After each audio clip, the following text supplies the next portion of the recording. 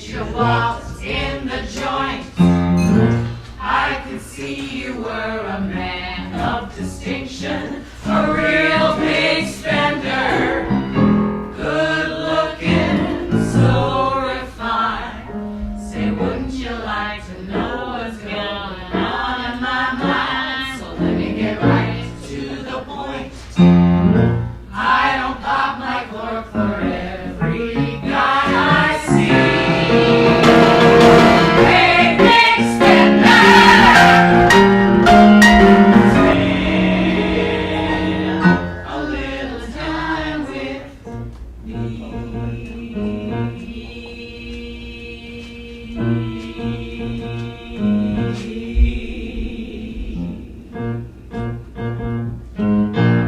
Do you wanna have fun? How's about a few laughs? I'll show you a good time. Do you wanna have fun? Fun. How's about a few laughs? Laughs. Good time. Good time. Hey, big spender. Hey, big spender. Hey, big spender. Walked in the joint, I could see you were a man of distinction, a real big spender, good looking, so refined. Say, wouldn't you like to know what's going on in my mind? So let me get right to the point. I don't pop my cork for every guy I see. Hey, big spender. Hey, big spender. Hey, big spender. Spend a little time with fun laughs, good time. Fun laughs. Fun laughs. Good times. How's about it, Palsy? Yeah.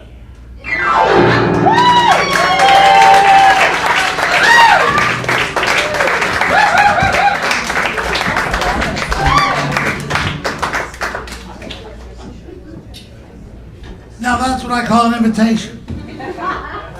Welcome to Ricky Ritzel's Broadway, the September edition. Thank you. Happy to be here.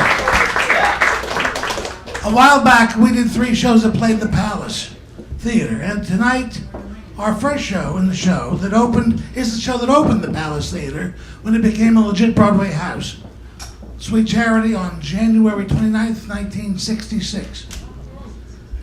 Bob Fosse and Gwen Verdon were trying to come up with a new show in 1964 because they hadn't collaborated since Redhead 4 years earlier. They worked on a show that featured 2 one-acts. The first act was a musical version of Fellini's Nights of Cabiria, which this became. And Fosse started working on with Martin Chanin. And the second act was an original play by Elaine May, where Verdon would have played a cat burglar who robbed houses wearing suction cups so she could climb down buildings. I don't know whatever happened to that. Well, they eventually abandoned it and settled on the expanding the Fellini vehicle to a full-length 2-act musical. Now, Fosse wanted his friend Neil Simon to write the book. Simon was in Rome working on a film and adapting Barefoot in the Park for the screen at the same time. And Fosse sent him his own treatment. Simon made some notes, but that's all. Fosse begged and even flew to Rome to convince him. The show was then called Big Spender, and once Simon heard one of the songs, he relented. Now, Charity Hope Valentine is the original cockeyed optimist, so to speak. Working at a dance hall, she falls for the lousiest men in town but gives money to anyone who asks and always ends up broke. Walking in front of an exclusive nightclub, she encounters Italian film legend Vittorio Vidal, begging his mistress to come back into the club, and she refuses. So instead he takes Charity inside. Not having eaten since breakfast, she promptly passes out. So Vittorio takes her to his apartment to lie down. She explains who she is, and he is charmed by her candor. The mistress shows up at the apartment, and Charity hides in Vittorio's closet, where she cannot believe her good luck. And we have good luck tonight because here is Charity as Lisa Ellex.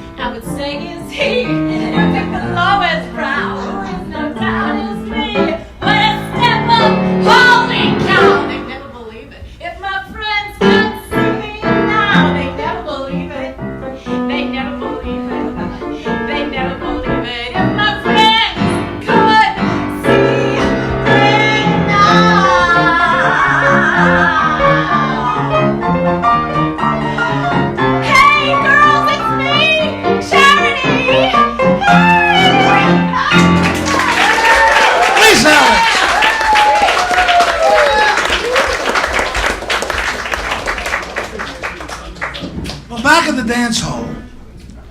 Charity and the girls lament their situation. So Charity decides to get some higher learning at the 92nd Street Y. But the elevator, she's on brakes and is stuck. And the only other person on the elevator is a highly claustrophobic man. Oh, oh, oh, oh, oh. Incredibly claustrophobic man. And the Charity nurses him through his ordeal. Once the elevator's running again, but he asks if she would like to go to church with him, which is under the Manhattan Bridge. I have to find the hymn. It's here somewhere. Oh, I know where it is. I put it here somewhere. Where's my hymns? Where's my hymnal? must be here.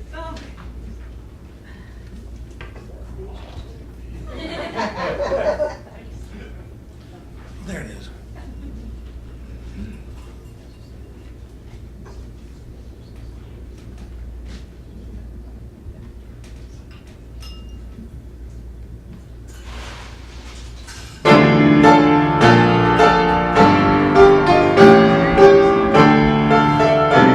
And now in all his evangelical glory, as Daddy Brubeck, is the High Holy Reverend J. Rogers.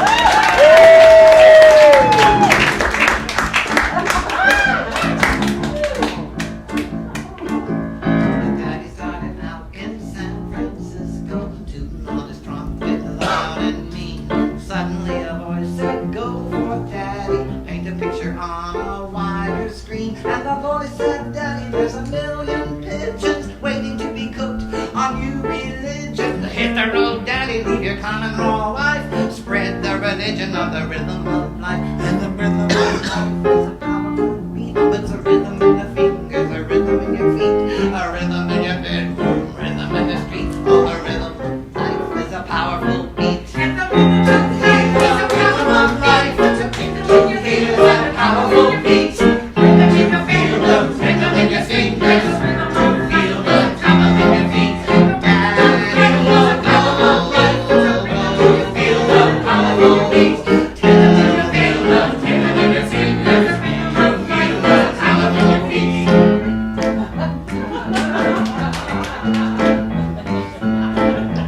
Daddy spread the gospel in Milwaukee, took his walkie-talkie to Rocky Ridge, blew his way to Scranton, then to Canton, till he winded under the Manhattan Bridge. Daddy was a new sensation, got himself a congregation, built up quite an operation down below, with the Pied Piper blowing and the Chris Teller blowing, all the cats were going down below. Daddy was a new sensation, got himself a sensation, got himself an operation down below, with the Pied Piper blowing and the Chris Teller blowing, all the cats were going down below. Daddy was a new sensation, got himself an operation, built up quite an operation down below, with the Pied Piper blowing and the Chris Teller blowing, all the cats were going down below. Flip your wings and fly to Daddy. Flip your wings and fly to Daddy. Flip your wings and fly to Daddy. Fly, fly, fly to Daddy. Take a dive and swim to Daddy. Take a dive and swim to Daddy. Take a dive and swim to Daddy. Swim, swim, swim to Daddy. Hit the floor and crawl to Daddy. Hit the floor and crawl to Daddy. Hit the floor and crawl to Daddy. Crawl, crawl, crawl to Daddy. Rhythm of life is a powerful beat. It's a rhythm in your feet, rhythm in your feet. Rhythm in the bed, rhythm in the street. It's a rhythm of life. It's a powerful beat. Rhythm of life is a rhythm of life. It's a tingle in your fingers and a tingle in your feet. Rhythm in the field, a tingle in your fingers. It's rhythm of life. It's a powerful beat. Feel the rhythm of life. You feel the powerful beat. You feel the tingle in your fingers. You feel the tingle in your feet. Flip your wings and fly to Daddy. Take a dive and swim to Daddy. Take a fall and fall to Daddy. Daddy, walk the rhythm of life, of life, of life, of life, of life, of life. Yeah, yeah, yeah.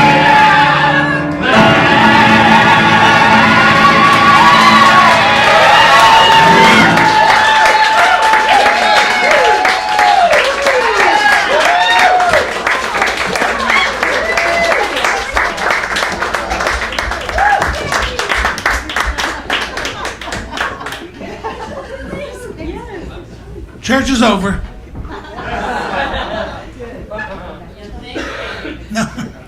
Now, Oscar, that's his name, and Charity continue to see each other, even though, he guessed her job was a bank teller and she didn't correct him. So, one day at Charity's apartment, Nikki and Helene, her co-workers at the dance hall, are discussing things. And they're wondering, this guy seems too good to be true. But we'll pick them up mid-conversation. She won't listen. That girl will just not listen. Well, what do you think they talk about when they're alone? Talk. Honey, that girl is built for everything but conversation. Yeah. He probably does all the talking. Oh, baby, last night I was dreaming. We were in a little cottage covered with clinging vines. Yeah, every word, clinging. More than the vines. And then he takes that convertible sofa, converts it, and he really goes to work. Whoa. Baby, dream your dream. Close your eyes and try it. Dream of furniture. Dream that I can buy it. That fancy bed you pray for. Not only bought, but paid for. Dream we sign the lease. Leave a small deposit. Tree and 1/2 rooms.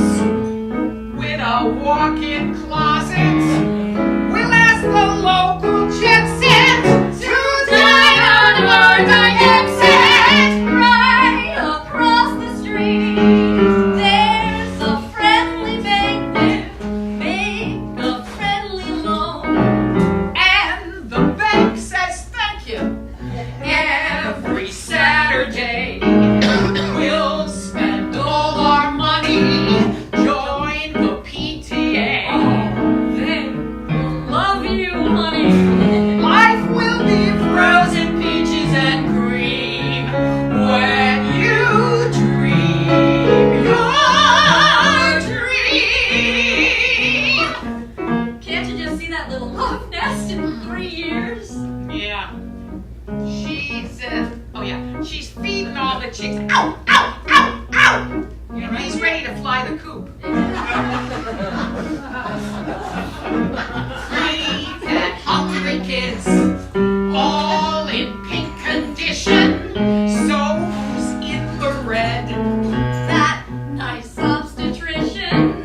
Big Daddy's favorite pastime. He's had it for the last time. Soon Daddy don't come home. He says he's going bowling, not a bowling ball. Is not what Dad is rolling.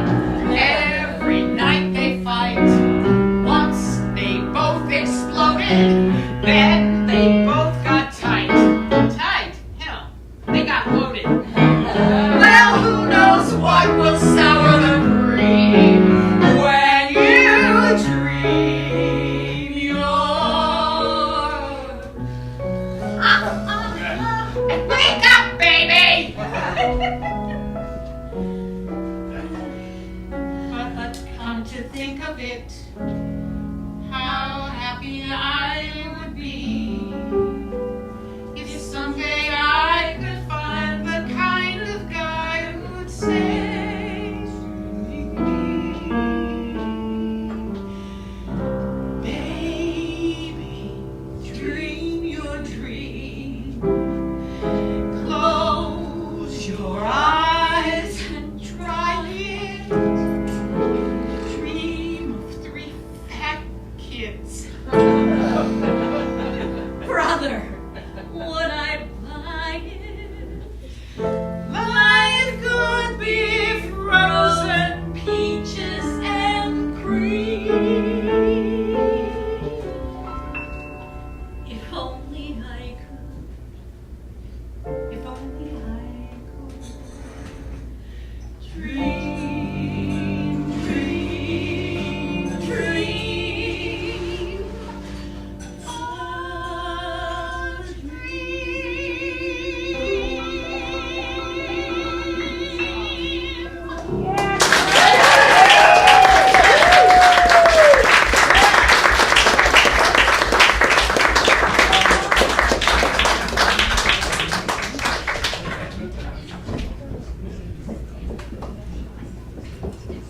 Growing more nervous about telling Oscar what she really does, she quits the dance hall and asks Oscar to meet her. She tells him what she really does for a living, and Oscar says he already knows because he followed her one night and he doesn't care and he wants to marry her. She's relieved and overjoyed, and the gang at the dance hall throw her a shower where the gruff manager Herman makes a confession. Please welcome my favorite gruff dance hall manager, Warren Schein.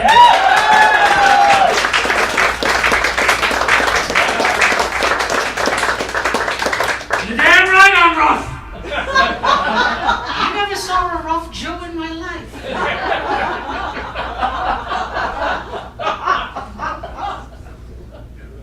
Keep talking. Keep going. I don't know. You think it's easy doing this shit? This is great. I'm having the best time ever. I go to weddings. I go to them. I don't love them, but I go to them.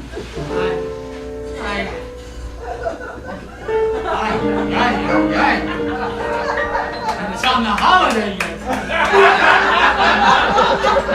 If my rabbi could see me now.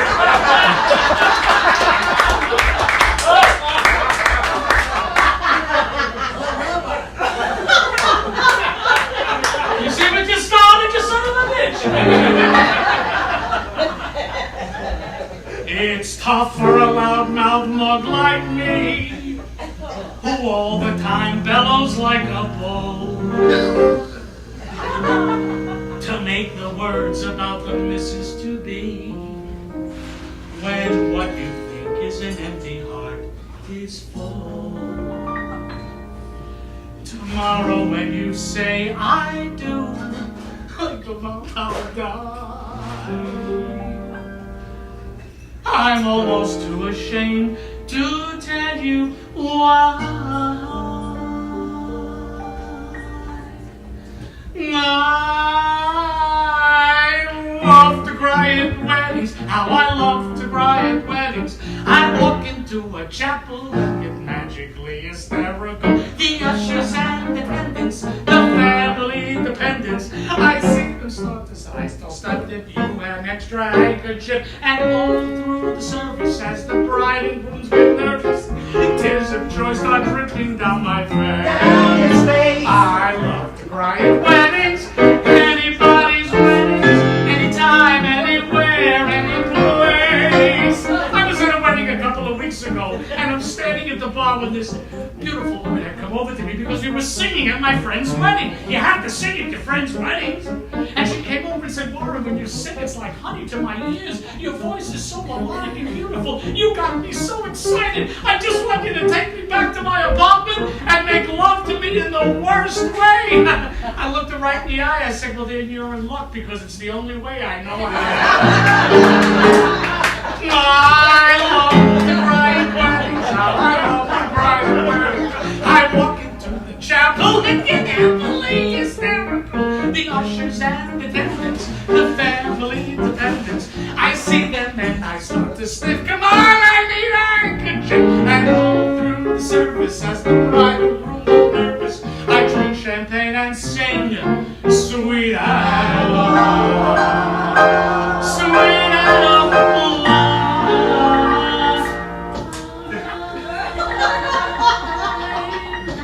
Oh, he got too much at the honey. I love to cry at weddings, anybody's weddings, just as long as it's not mine.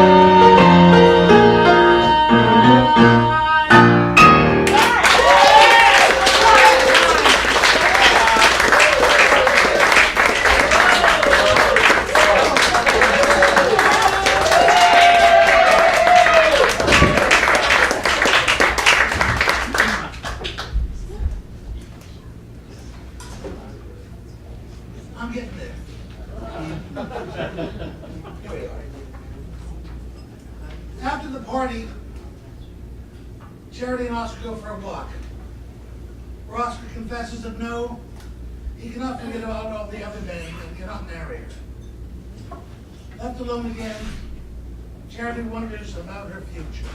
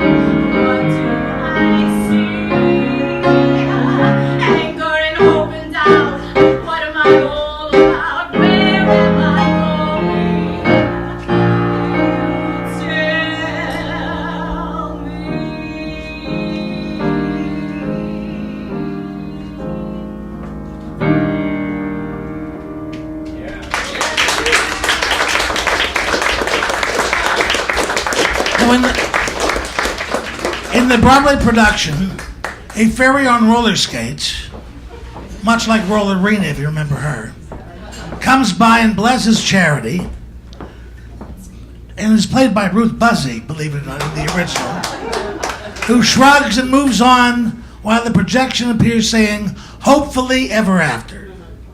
Oh, just one more thing about Sweet Charity. Late in the Broadway run, Gwen Verdon started to get tired. So to give herself a break, if need be, she would sometimes cut that song, "Where Am I Going?" which she never liked to begin with. At one performance, a gentleman noticed the song had suddenly been cut, and he wrote a letter to Verdon complaining about the missing song. He claimed he spent hard-earned money to see her perform and felt cheated. Verdon decided to find out how much time the song took to perform, factored that against the price of a ticket, and sent the man a check for the prorated amount that he'd lost.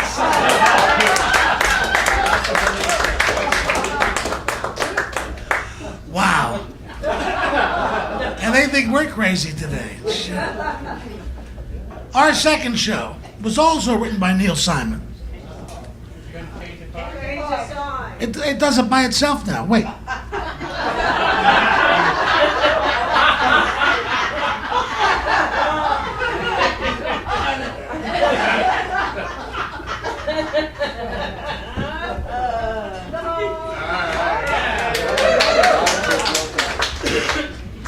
Yes, written by Neil Simon, also based on a movie like Charity. This was based on The Apartment. But it also has those Neil Simon zingers. The show was in pretty good shape by the time it got to Boston for the pre-Broadway tryout. But David Merrick called Michael Bennett, the choreographer, and said, give it a little bump up. So he bumped everything up a notch. And as Peter Felicia says, it was easily the slickest and most sure-footed tryout I've ever seen. Promises received 7 Tony nominations and won 2. Jerry Orbach for leading actor in a musical, and Marion Mercer for featured actress in a musical. The story concerns Chuck Baxter, a worker bee at the Consolidated Life Insurance Company with bigger ambitions. Now, since he lives alone, he allows the executives to use his apartment to be used for their romantic trysts in return for promises of promotion. And here to describe that situation while I look for the music is the ever-ambitious Aaron Morishita.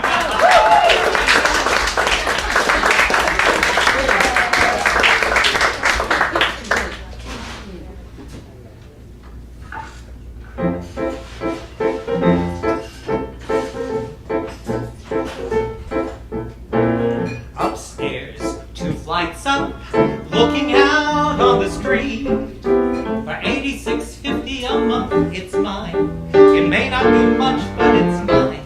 You just go upstairs, 2 flights up, comfortable and complete. For everyday working, it works out fine. It may not be much, but it's mine. Except on Wednesday nights. It's walk, don't run. I just kill time till Mr. Kirkaby's done with his Wednesday night fun. Outside of that, the place is mine.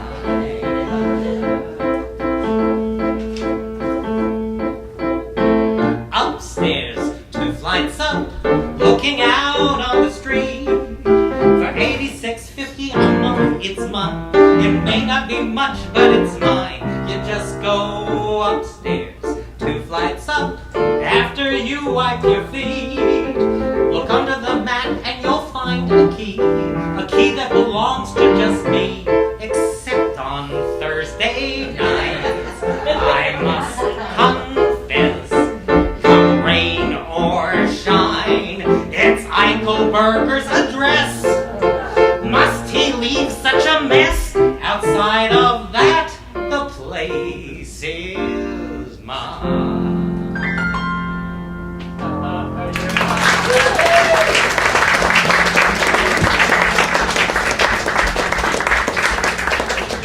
Now, although these executives dabble with the secretarial pool at work, Chuck has his own eyes set on Fran Kubelik, a waitress in the company cafeteria, whom he's always admired from a distance.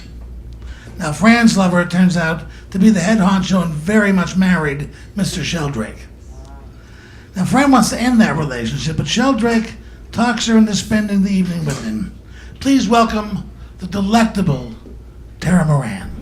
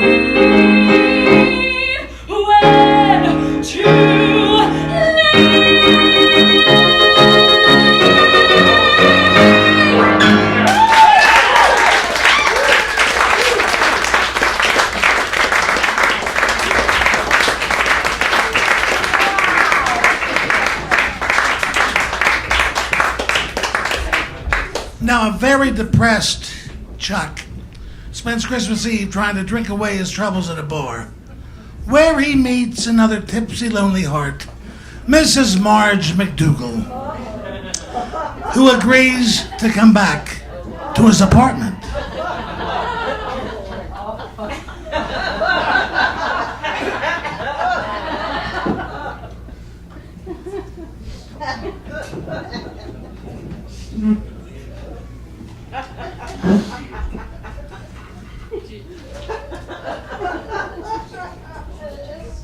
He's very thin. Do you like the coat? It's owl.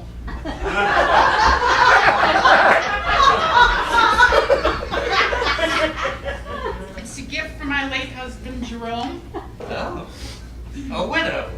Well, I'm not dead certain I'm a widow. But when you don't hear from your husband for 22 months, there's no point in keeping this roast warm. So, 2 years is a long time to be lonely. I don't recall saying I was lonely. Have I indicated to you in any way whatever that I was lonely? Indeed not. So, don't be getting any fancy ideas in that rather attractive head of yours. So you find me attractive, eh, Marge? You catch everything, don't you? I don't mean to imply attractive in any sexual way, since I am, technically speaking, still in mourning. So you can just drop the subject of sex, Mr. Fast on your feet. How's your stinger? You are persuasive. Question? Married? Answer, no. Family? In Ohio. Night like this, Christmas Eve and all, it's not much fun walking into an empty apartment. I said I wasn't married. I didn't say I had an empty apartment.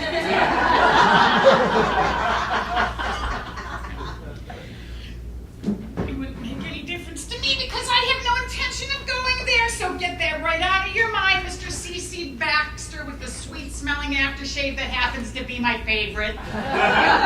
You like aqua velva? Oh, yeah. Jerome used it by the gallon. He was quite masculine, you know.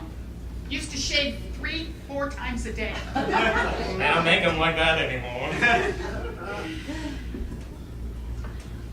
You know, with the light behind you and with your chapeau at that jaunty angle, you remind me somewhat of, Jerome. But Jerome? Jerome, if I remember correctly. But Jerome isn't here. No, Jerome isn't here. And rather attractive me is. Rather attractive you is. Well, those are the facts we have to face, Marge. Well, you're definitely a fact. And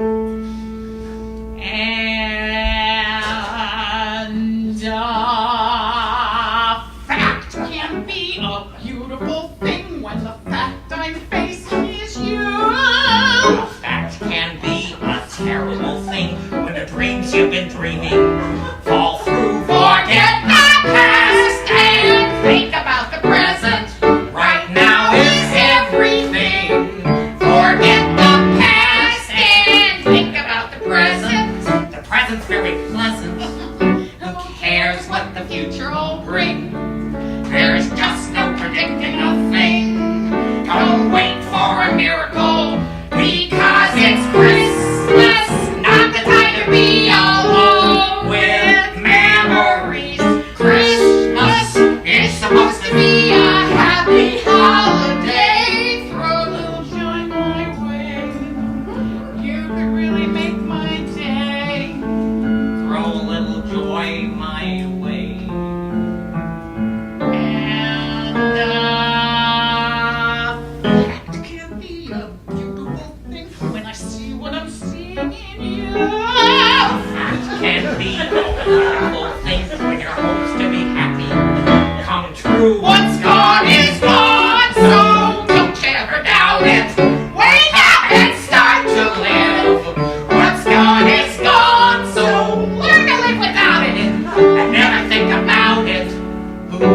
what the future will bring.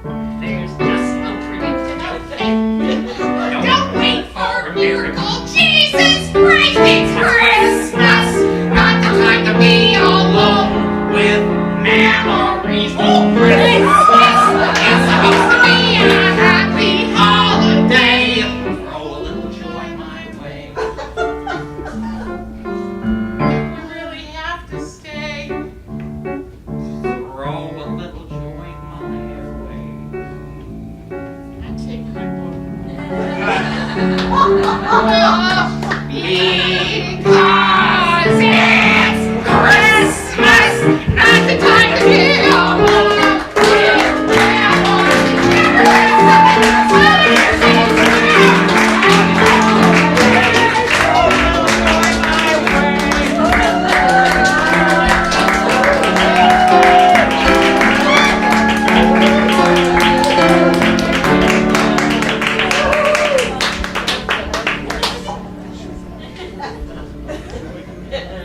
Meanwhile, exactly, at Chuck's apartment, Fran confronts Mr. Sheldrake about his earlier affairs. While he admits to the affairs, he declares his love for Fran, but tells her that he must leave in order to catch the last train home to spend Christmas Eve with his family. A despairing Fran discovers Chuck's sleeping pills and takes the whole bottle.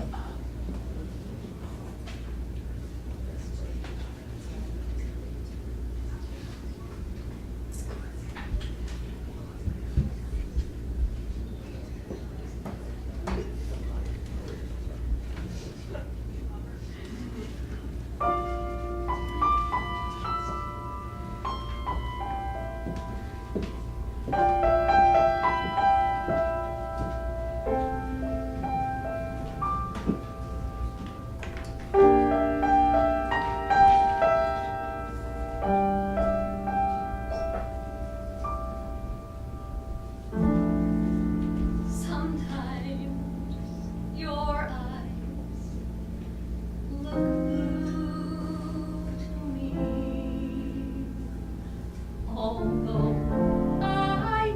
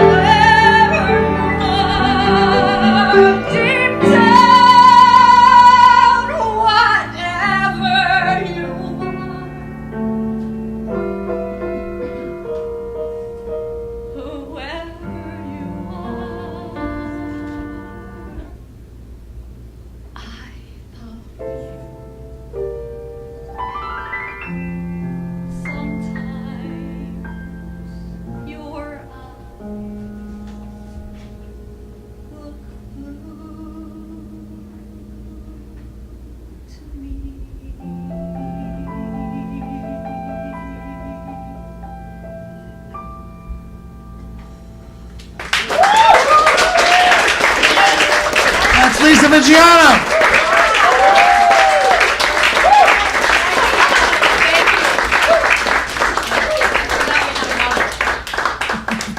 When Chuck arrives back at the apartment with Marge McDougal, he finds Fran in his bed and realizes she's overdosed. He gets rid of Marge, drags out his neighbor, who happens to be a doctor, and together they save her. Christmas morning, Chuck calls Sheldrake to explain what happened and can't believe it when he tells Chuck to take care of Fran. Over the next week, Chuck and Fran play gin rummy and discuss their problems getting closer. Just to let you know, 3 days after the Boston tryout opening, there was a spot in the second act that the audience just did not react to well at all. Meanwhile, at that same time, Burt Bacharach is in the hospital with pneumonia. Can you guess what song they wrote in one day and put in the show the next night?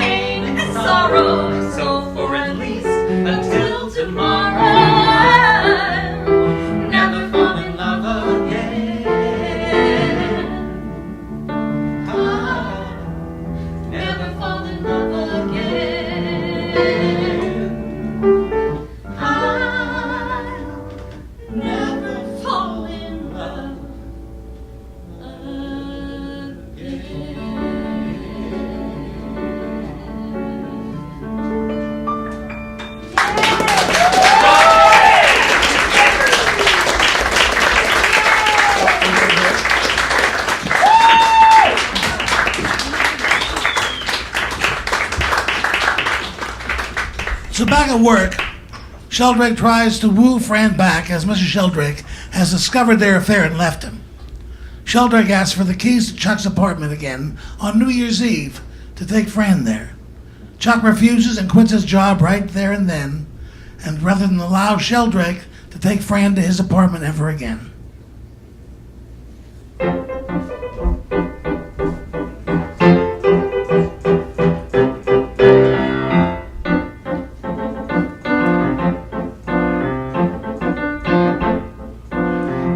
Promises, I'm all through with promises now.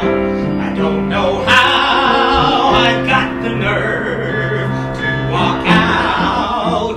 I shout. Remember, I feel free now. I can look at myself and be proud. I'm laughing out loud. Oh, promises, promises, this is where the promises end. I won't pretend that what was wrong can be right. Every night I'll sleep now. No more lies. Things that I promised myself fell apart. But I found my heart. Oh, promises, those kind of promises can destroy your life.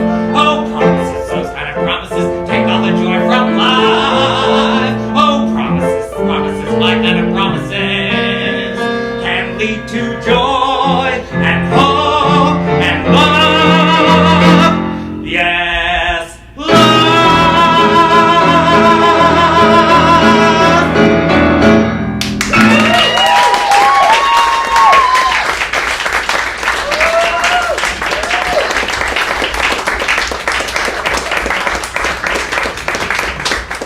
It's New Year's Eve, and Chuck has decided to move.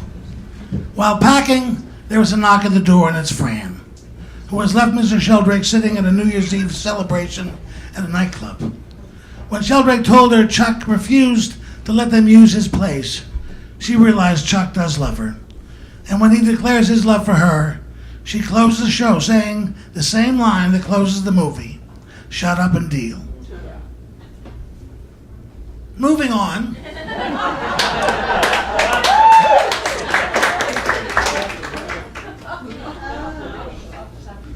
Oh, here it is. In 1946, a musical based on Al Capp's comic strip L'il Abner. What? All right.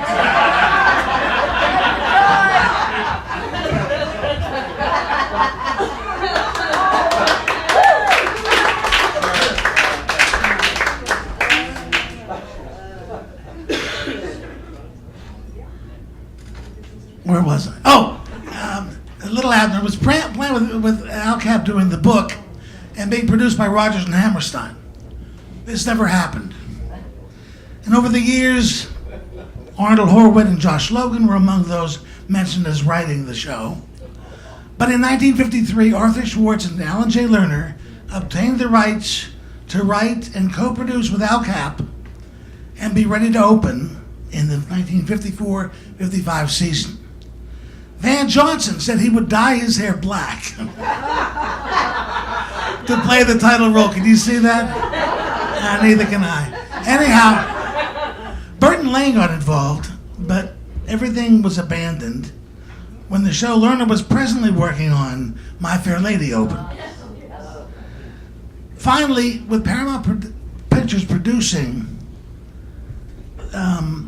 they produced the stage version so that they could produce the movie. It was ready to roll with Johnny Mercer writing the lyrics, Gene DePaul writing the music, Norman Panama and Melvin Frank producing and directing. Opening night was November 15th, 1956 at the St. James Theater, where it ran for 693 performances. The show centers basically on the countrified life of the folks of Dog Patch, USA.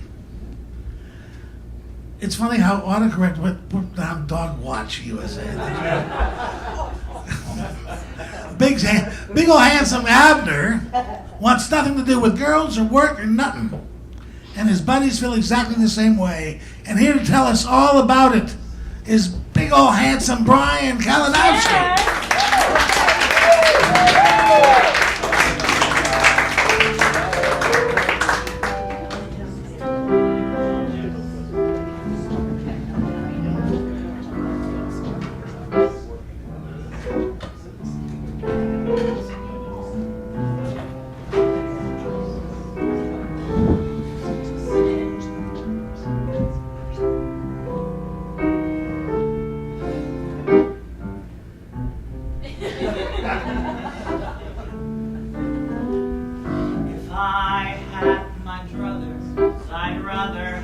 my druthers than anything else I know.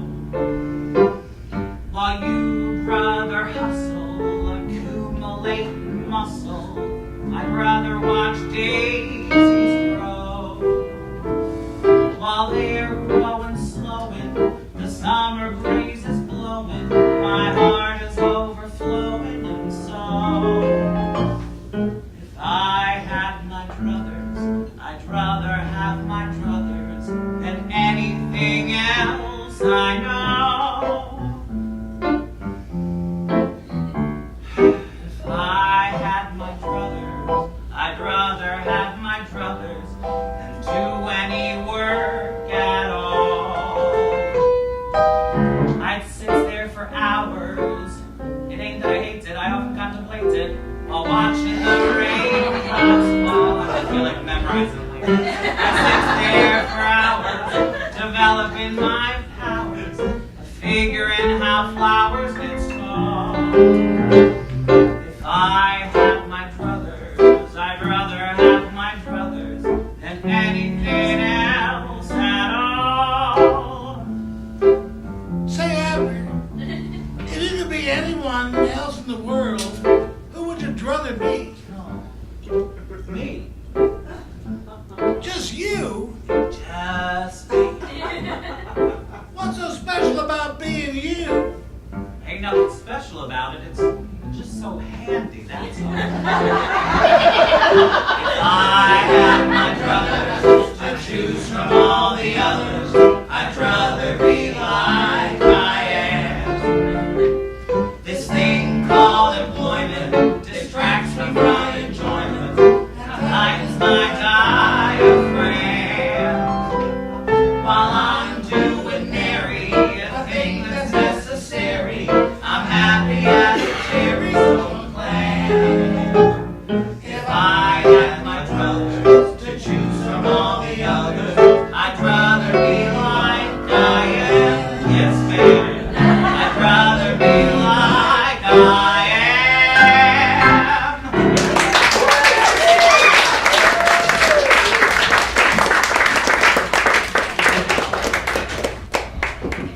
Now, there's a town meeting where the government has declared Dogpatch is the most unnecessary town in the U.S. So they must all evacuate as they're going to use that area for a nuclear bomb test site. Brother. Well, the townsfolk voted down so they can still have their Sadie Hawkins Day dance. That's the reason they turned it down.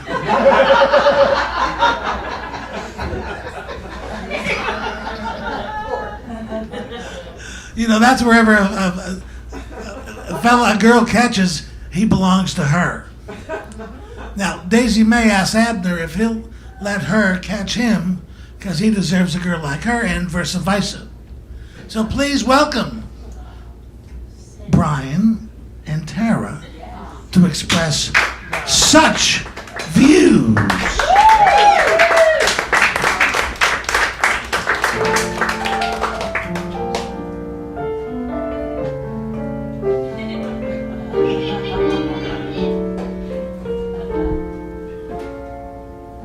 You deserve a gal who's willing, namely me, one who'd love to have your children.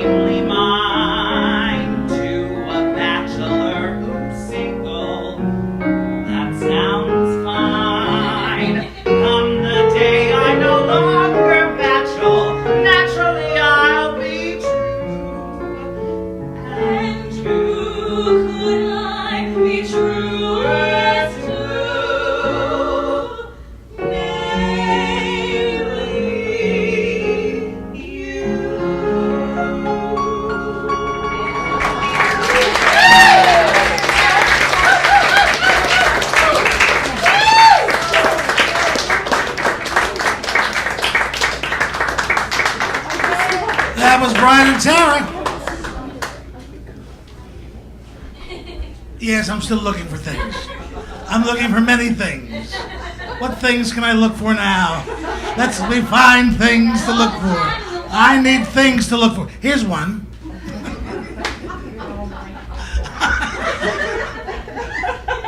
I can't help it. Well, through some dastardly deeds perpetrated by Evil Eye Flegel, L'il Abner was not caught by Daisy May, but he was caught by Appassionata von Climax. Well, Daisy May's upset, and she airs her troubles to Mary and Sam. Please welcome once again Tara Moran and as Mary and Sam, me.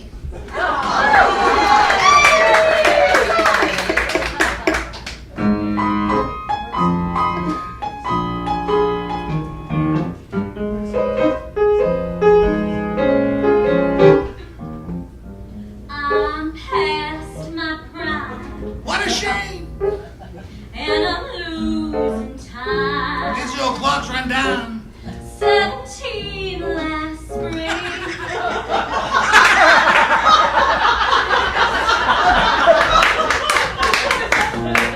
Still without a ring. Will you become my wife? I'm past my peak. Use an early antique. Look at this physique. Just hear the old bones creak. Where there was a glow. And there was glow no more. Now the wrinkles show. Wherefore out the Romeo.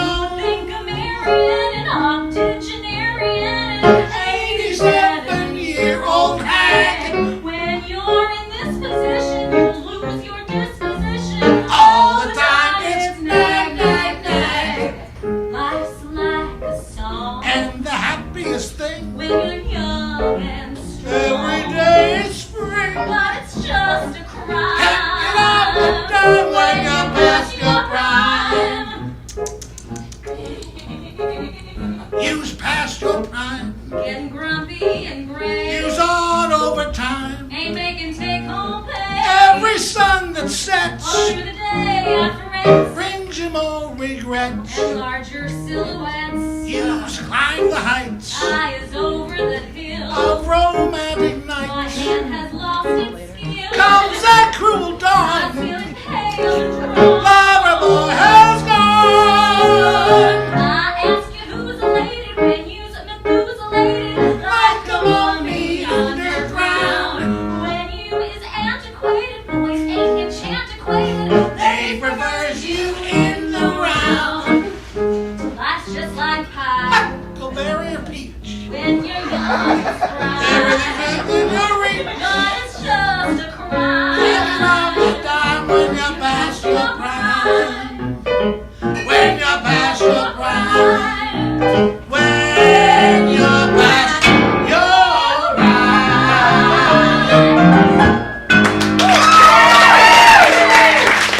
That's Tara Moran.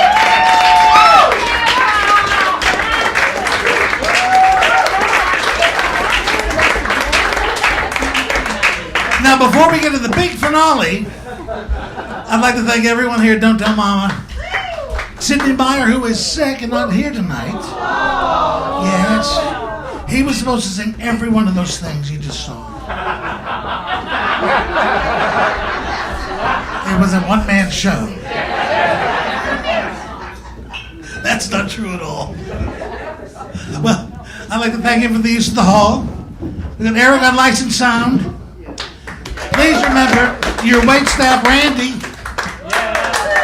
Now, this is our last show of 2017. Scheduling conflicts. We'll be back in January.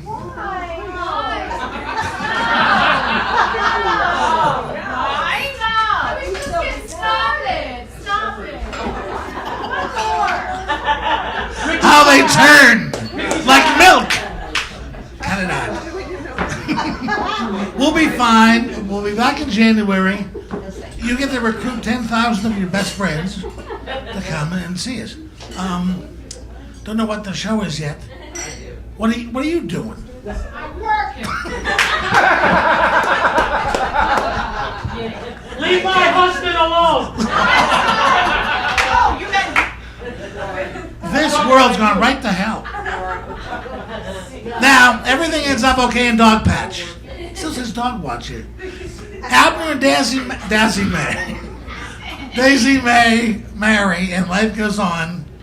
But first, Mary and Sam must honor that hero of Dog Patch. Here to lead us out is the one and only inimitable Warren Schein.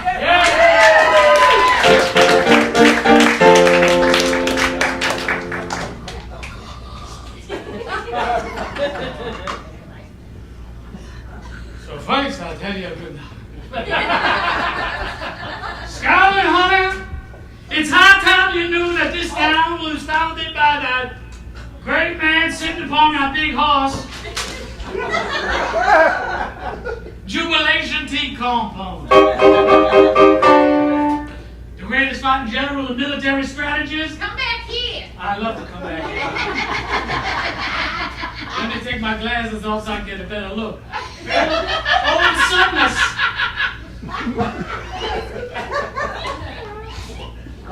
Bring it on back, Papa.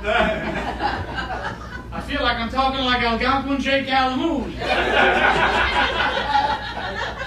He was the greatest fighting general and military strategist the Confederacy ever knew. Tell me more? You want to know more? More. Okay. There are monuments all over the countryside commemorating his greatest battle. Well, there used to be monuments, but somebody took all the monuments down. I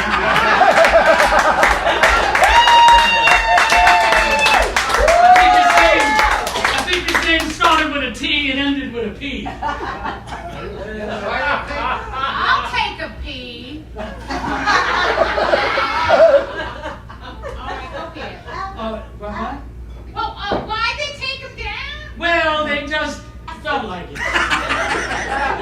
No particular. Am I saying this here? What was that? I like to say? It really don't matter at this point. You're an asshole. That's not saying it. You're saying you're assholes taking their monuments down. How are we going to know where to turn? Well, it's very simple. Because there were monuments all over the countryside commemorating his famous battles, such as Compound's disaster, Compound's misjudgment, Compound's catastrophe, and Compound's humiliation.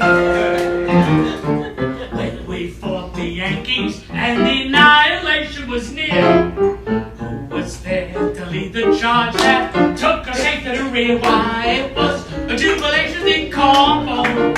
Oh, to John Compound, jubilation in Compound, a man who knew no fear. Tell us more, Sam. Yeah, right, I'm gonna tell you, baby. That's it. When we almost had him, but the issue still was in doubt. Who suggested the retreat that turned it into a rout? Why, it was jubilation in Compound, old tatted and torn bone. Jubilation in Compound, he kept us hiding out. Is there more, Sam? Honey, there's enough until Passover. With our ammunition gone and faced with utter defeat, was it that burned the crops and never left us nothing to eat? Why, it was jubilation in Compound, old Sept and Moran, jubilation in Compound, the pants fell off his seat.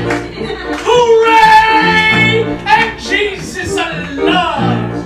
But it's Yom Kippur, Sam. The dementia is setting in. And it seemed like our brave boys would keep on fighting for months.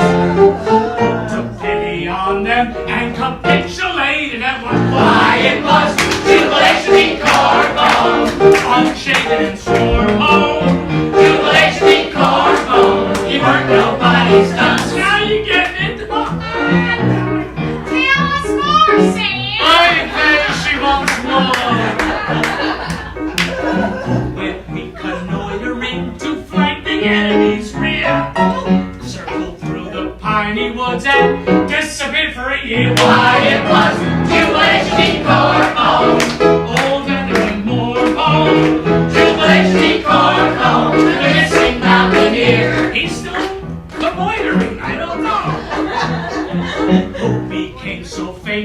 with a reputation so great that he ran for president and didn't carry a state. Why, it was Jubilee Corpo.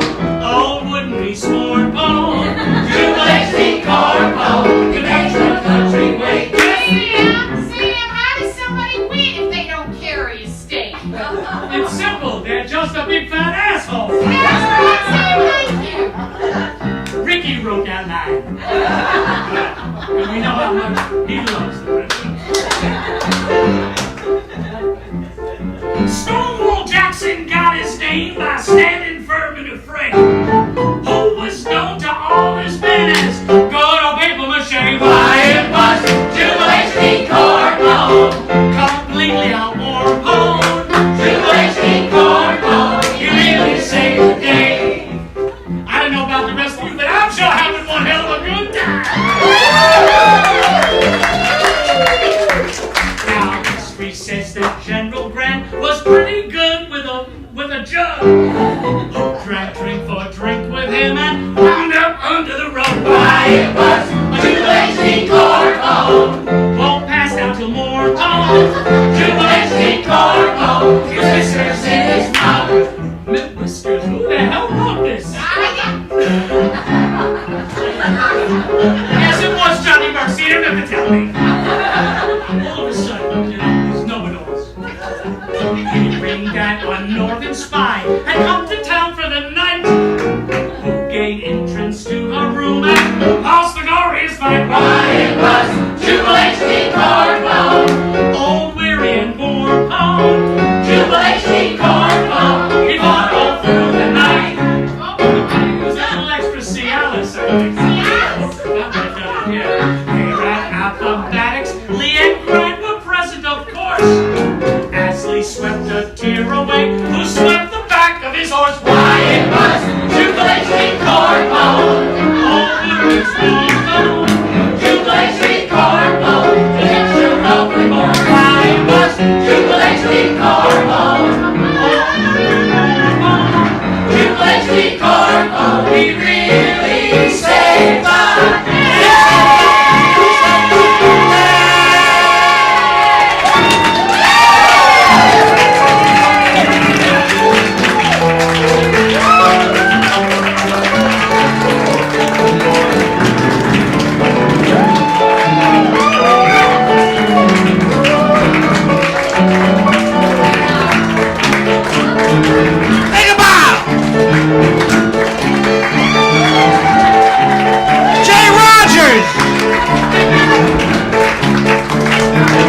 Viggiano!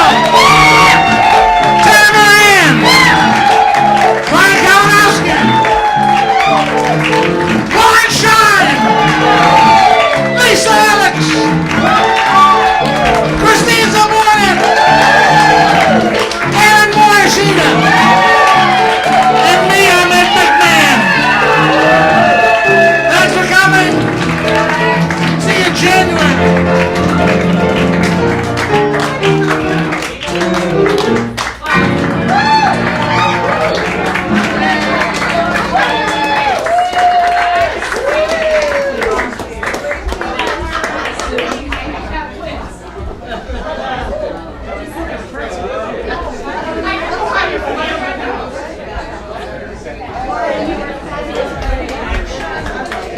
Ladies and gentlemen, thank you so much for coming out to Don't Tell Mama this evening.